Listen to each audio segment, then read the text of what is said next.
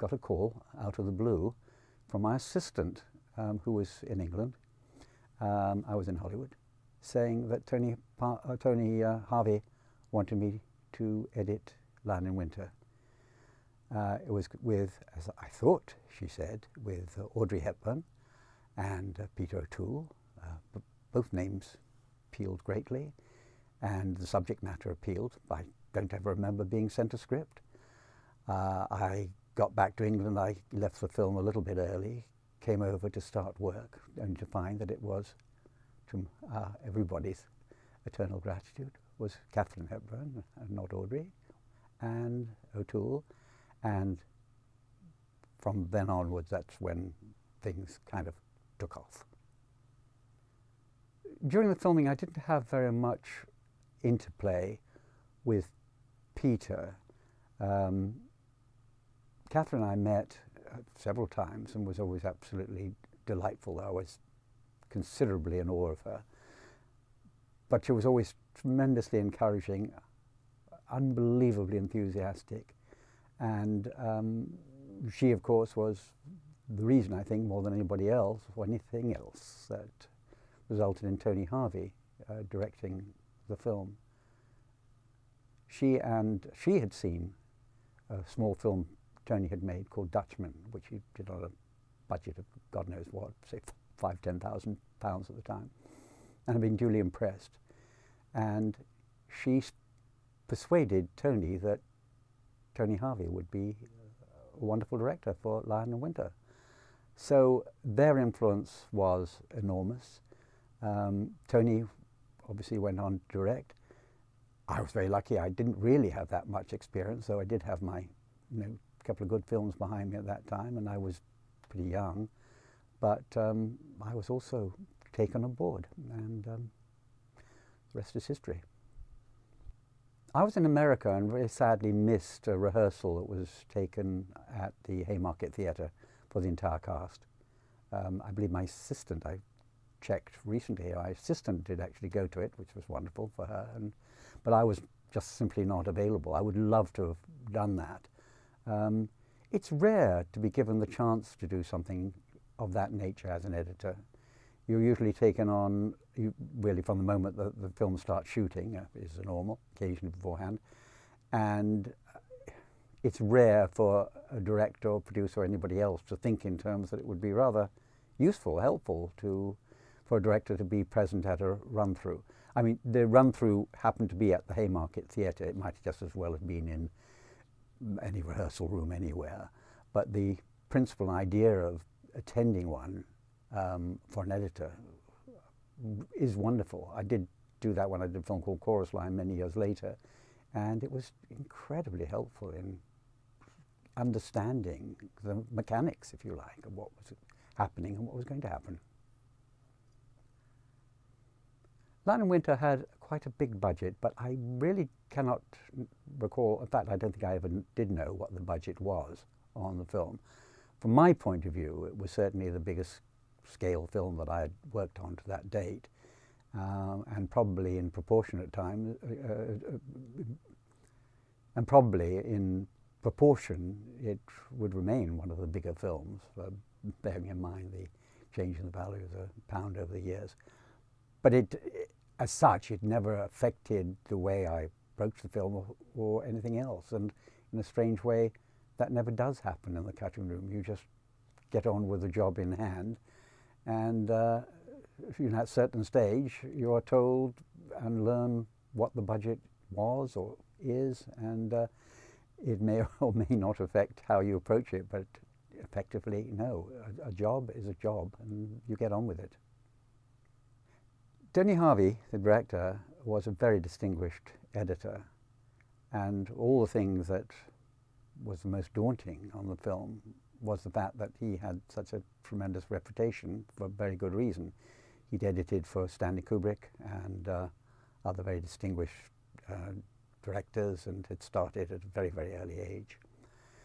So the idea of editing for another editor was kind of intimidating. And I started very well with Tony. I remember I cut the first scene that I had edited and showed it to him, and he was absolutely over the moon. So I thought, wow, this is going to be wonderful, that we've really hit it off. Well, unfortunately, the next sequence I showed to him a little bit later, and Tony was quite demonstrative in his feelings, and I sat next to him as he sort of virtually stamped his feet, and I could tell there was a certain amount of displeasure. So now, we never really went on to it, except he did say, which was another expression which I grew to fear for a short while, I know exactly how it should be. That's not a good thing to tell an editor. And the thing is that one editor is saying to another editor, I know how it should be, and you haven't done it right. But time passed. I continued on the film. I think I didn't show him very much material for a little while. And I think the next time I did, and he seemed to be quite happy, but I decided that I had to have a face-to-face confrontation, or discussion at least, with Tony. And we were in France on location. And I went to the set and I waited until Tony was between shots and I could have a little chat with him. And I said, Tony, you know, I don't think things are working. I'm thrilled when I show you a sequence, and you also are delighted. But it seems that if I cut anything which isn't as you had imagined it, it seems to be an unmitigated disaster. And so I said, Tony, if I'm going to be allowed, and you want me to continue to work on this film, you've got to allow me the freedom to express myself and try to give you ideas. And I can only say at this stage that if in the whole course of the film, and bearing in mind that you always say you know exactly how a scene should be edited, if there's just one idea I give you, then it's worth the whole time. And Tony took it on board, and in the sort of traditional happy, everybody lived happily ever after, we then established a wonderful relationship. It could not have been better. And from that moment, we literally had a marvelous time. And Tony did allow me to express myself. And I would always say to Tony, if you didn't like something, you know exactly how it should be, so be my guest. Well, it never happened. He didn't. But he did, actually. He took one small sequence, which is when the King of France arrives to meet with Henry the first time. And there's just about 4 shots, I think, of the King of France treading through a whole mass of dogs and so forth. And Tony said, I know exactly how this should be cut. So he said, well, go on, take a cut, I'm going away. I do remember, and my assistant will bear out, that there was a massive film all over the place, on the floor, God knows where. He spent 2 days on it. He came back with just one cut, which is slightly different from mine, and which I always to this day maintain that he made me put in a very, very bad double action into the film, but that was between ourselves. And that was the last time we did it. No, we then had a marvelous time, marvelous relationship, and that continued through to another 2 films, I think it was. It would have been more, but things called me away. When one looks back on a film years later, I think, well, directors invariably say they can't bear to look at their films because they would have done everything in a different way.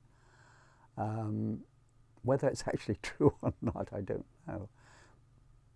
I look back on it now and think what I will say strongly is that the style of it suited the material, was faithful to it.